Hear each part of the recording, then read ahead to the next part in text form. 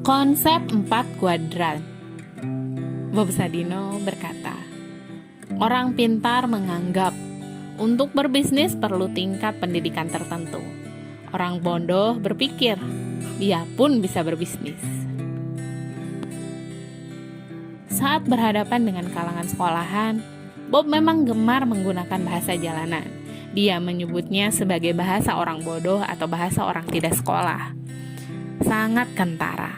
Bob ingin menandingi bahasa orang pintar dari kampus yang menurutnya menunjukkan kesombongan akademis atau academic arrogance. Ungkapan kontroversial, paradoksal, sarkasme bahkan ekstrim kerap dipilih Bob sebagai sikap untuk menghadapi mereka. Bob mengakui dalam setiap forum diskusi bersama para sarjana, kata-kata goblok tak pernah absen dari mulutnya. Dia merasa harus mengguncang pikiran mereka lewat kalimat teror yang terkesan menggoblok-goblokkan. Alasannya, pikiran orang-orang pintar itu sudah terstruktur oleh banyak teori, sehingga cenderung beku seperti beton, tidak fleksibel, dan tidak mampu memahami bahasa jalanan. Bob memang sengaja membuat kalangan terdidik itu bingung. Saat mendapati mereka nanar dengan serangan-serangannya, dia akan merasa senang sekali. Menurutnya, ketika bingung itulah mereka kemudian berpikir. Dengan berpikir, maka kemungkinan besar pergeseran paradigma akan terjadi. Bob melakukan semua itu lantaran kesal. Pilihannya menjadi motivator rupanya tidak membuat orang bergerak. Akhirnya ia lebih memilih meledak-ledak guna meneror mental kaum terpelajar. Dia juga tidak keberatan disebut teroris, karena dia memang ingin terus meneror pikiran mereka. Meskipun demikian, tak selamanya Bob tampil sebagai teroris mental. Untuk mengkomunikasikan sejumlah gagasan, dia membuat sebuah konsep agar kerangka pikirannya dapat tersampaikan secara gamblang.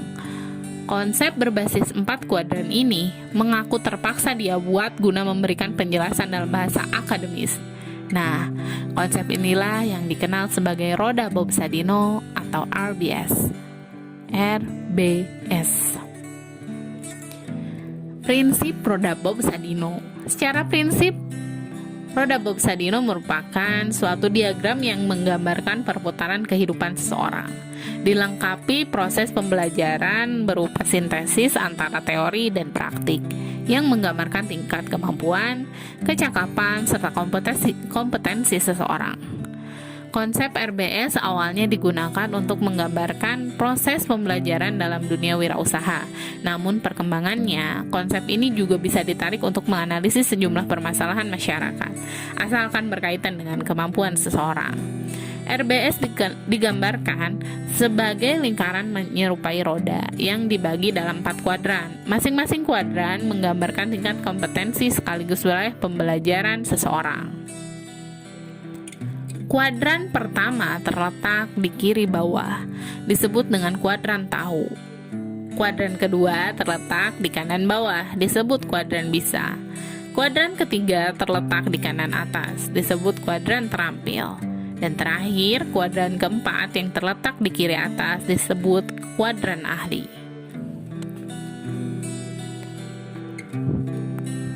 Kuadran tahu. Bob Sadino menggambarkan kuadran tahu sebagai proses belajar dari sekolah pada umumnya atau kampus pada khususnya. Karena itu, dia sering menyebut kuadran ini sebagai kuadran kampus atau kuadran sekolah. Di kampus atau di sekolah, orang belajar berbagai macam teori hingga lulus kemudian mendapat gelar diploma atau sarjana. Sehingga, inti dari proses pembelajaran di kuadran ini adalah mengetahui teori dan informasi sebanyak mungkin.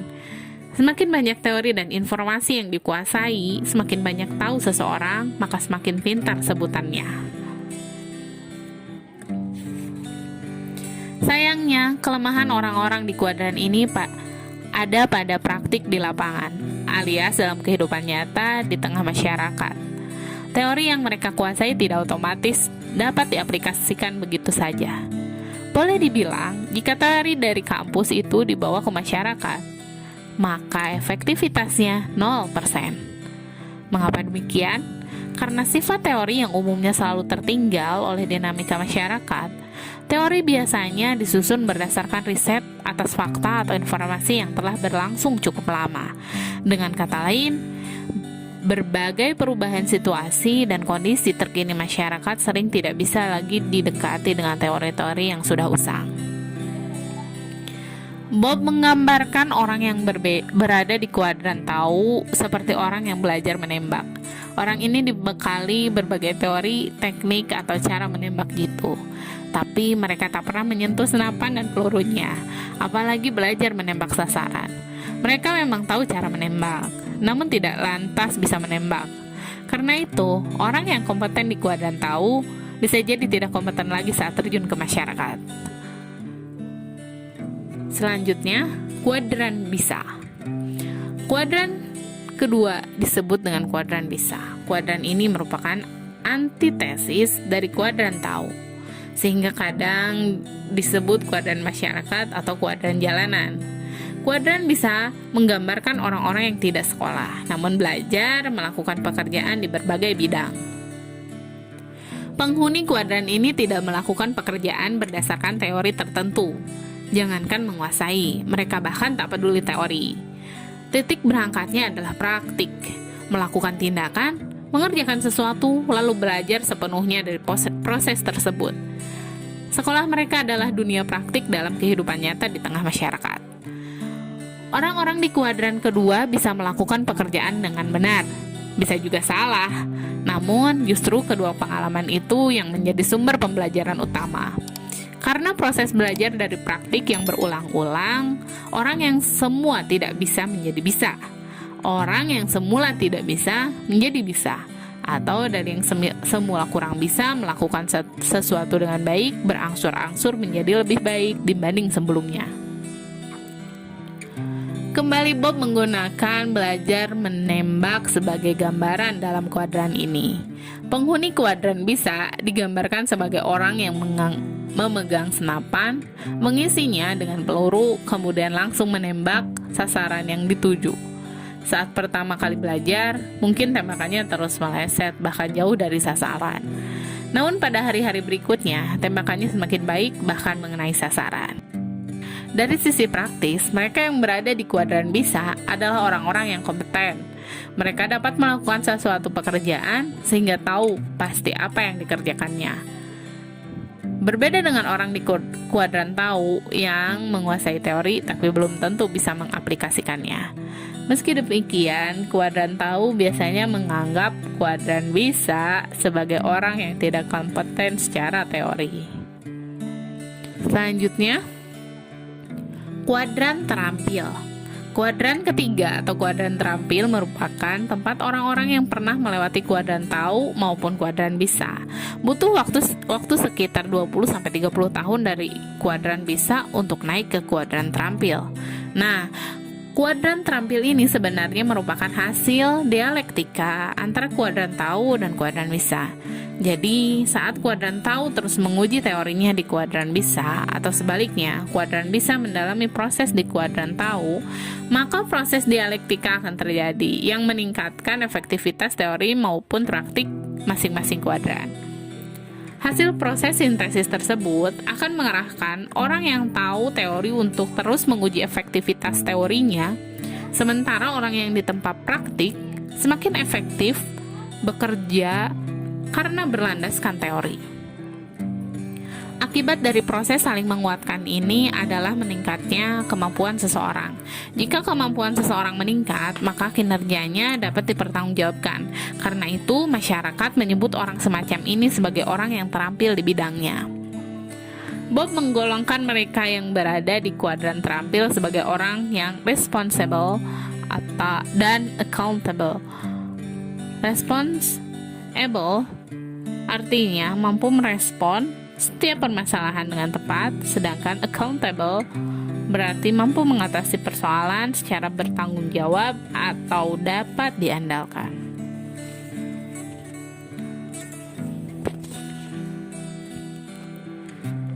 Jika ditarik dalam ilustrasi belajar menembak, orang-orang di kuadran terampil sudah mampu menembak dengan baik karena dapat mempertanggungjawabkan setiap peluru yang ia tembakkan. Tembakannya juga selalu tepat sasaran. karena selain terus berlatih, orang-orang ini juga diajari teori, teknik maupun cara menembak itu. Kuadran ahli. Pada perjalanan selanjutnya, orang-orang dari kuadran terampil akan memasuki kuadran keempat, yaitu kuadran ahli, atau disebut juga kuadran profesional.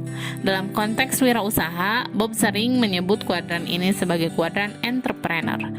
Penghuninya adalah mereka yang selain berhasil meningkatkan keterampilan, responsif dan bertanggung jawab, juga karena mampu memberi manfaat pada banyak orang dan diakui oleh masyarakat luas. Menurut Bob, mereka yang berada di kuadran terampil boleh dikatakan memiliki efektivitas teori hingga 90%. Namun, mereka yang berhasil masuk ke kuadran ahli adalah yang memiliki efektivitas teori di atas 90% hingga 99%. Hal ini dapat terjadi karena mereka telah melampaui proses penempaan di kuadran bisa dan kuadran terampil, serta proses dialektika antara teori dan praktik secara terus-menerus. Jika diilustrasikan dalam belajar menembak, mereka yang berada di kuadran ahli adalah orang yang memiliki keahlian hebat dalam menembak. Setelah terampil menembak, mereka belajar lagi trik khusus untuk meningkatkan kemampuannya. Hasilnya, dengan mata tertutup pun mereka mampu menembak sasaran dengan jitu. Karena itu, orang-orang ini disebut sangat berkompeten sehingga masyarakat mengakuinya sebagai ahli. Sebenarnya, kuadran terampil dan kuadran ahli hampir sama. Bedanya adalah predikat ahli diperoleh dari pengakuan masyarakat, sementara predikat terampil berasal dari klaim pribadi. Maka dari itu, penghuni kuadran ahli lah yang sejatinya bisa menjadi teladan bagi orang-orang yang masih berada di kuadran tahu dan bisa, agar dapat naik ke kuadran selanjutnya. Proses ideal 4 kuadran. Melalui gambar 4 kuadran, idealnya setiap orang berproses atau berputar, berlawanan arah jarum jam, dan berdialektika sepanjang hidupnya dalam lingkaran tersebut. Perputaran dimulai dari kuadran tahu yang menyeberang ke kuadran bisa, atau sebaliknya. Keduanya saling menyeberang untuk meningkatkan efektivitas masing-masing. Selanjutnya, kuadran bisa terus-menerus berproses dan meningkatkan kemampuan hingga naik ke kuadran terampil. Dengan meningkatnya kompetensi, kuadran terampil dapat bergeser ke kuadran ahli. Pada akhirnya, dari kuadran ahli kembali lagi ke kuadran tahu untuk menemukan jawaban yang tidak dapat ditemukan di kuadran lainnya. Bob melihat perputaran roda ini sebagaimana ritual tawaf, salah satu rukun ibadah haji dalam agama Islam, yakni berputar mengelilingi Ka'bah, terus berputar tanpa henti seperti pergerakan jarum dan bandul jam. Ibarat jam, kalau jarum atau bandulnya berhenti, berarti dia sedang membunyikan lonceng kematiannya sendiri. Titik berat perputaran 4 kuadran. Dari perputaran 4 kuadran tersebut, Bob sangat menyoroti proses sintesis antara kuadran tahu dengan kuadran bisa. Ia menggambarkan proses kedua kuadran tersebut layaknya bandul jam yang bergerak terus-menerus. Idealnya, kuadran tahu harus sering menguji pengetahuan dan teorinya di kuadran bisa. Sebab di kuadran kedualah letak segala tantangan, hambatan, dan peluang real. Kuadran bisa merupakan tempat latihan dan ujian yang sesungguhnya, yang hasilnya menjadi dasar bagi perputaran kuadran-kuadran selanjutnya. Kuadran terampil dan ahli hanyalah akibat dari sintesis antara kuadran tahu dan bisa. Namun demikian, sering orang-orang dari kuadran tahu tidak mau menyeberang ke kuadran bisa atau sebaliknya.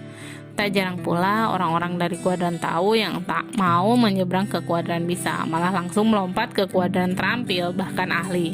Dari situlah muncul berbagai persoalan tata kelola individu maupun masyarakat.